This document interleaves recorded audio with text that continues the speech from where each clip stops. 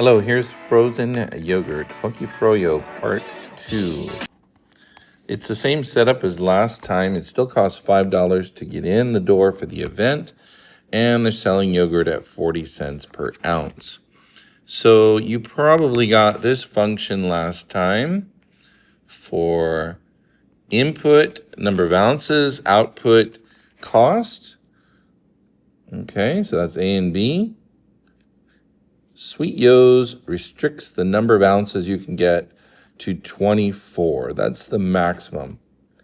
And the minimum amount of money you would need to go to the event would be $5. So if you take that $5 and you add it on to the cost of 24 ounces, maximum you can spend $14.60. So how about graphing that? Okay, so you have the domain and the range. Domain going from 0 to 24. You don't have to buy yogurt. And the range would go to from $5 to $14.60. You know, those extremes actually could make points. So 0, 5 right here. That's this point right here.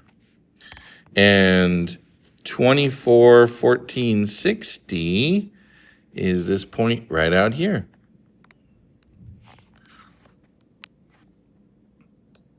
And then remember, we also wrote the inverse function. That's here. This gives you the ounces of Fro Yo ordered if you spend a certain amount of dollars at the event. The input was the cost in dollars. The output is the ounces in yogurt. And remember, the domain and range are just going to switch on this one.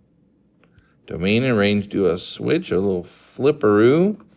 So instead of 0, 5, you're going to have 5, 0. That's out here. And instead of 24, 14, 60, you're going to have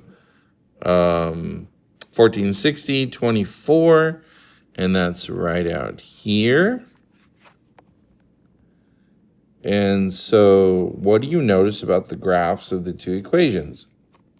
How are they related? Well, the axes have switched. The x is the y is the x. So the graph flipped. Also, the points flipped.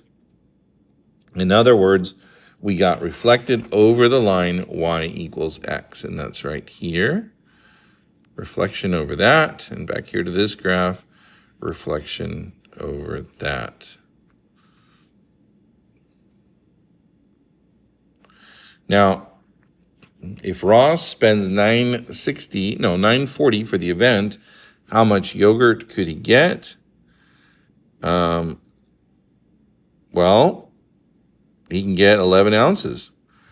We have an equation that says if you put in the dollars, that's the inverse. If you put in the dollars, you calculate that. Dollars minus 5 divided by 40 cents. That will give you the number of ounces of frozen yogurt you can have. And I'm sure that that's it because it says there's no other amount he can get. Because when you look at the graphs, there's only one pair that uses 9 and 40. See, it's right here, 9 and 40. And then this one just has it reversed. There's only one way to get 940 from 11, and there's only one way to get 11 from 940. You know what we call that? We call that 1-to-1. But also, since the function and its inverse are functions, it is called invertible. Something's wrong with this word right here. That should say invertible. Oh, I guess the B is kind of looking like a D. That is the word invertible. So on your notes, big idea, numero uno and 2, the graphs of inverses, the graph of a function and the graph of its inverse are reflections. The domain of f becomes the range of y and vice versa.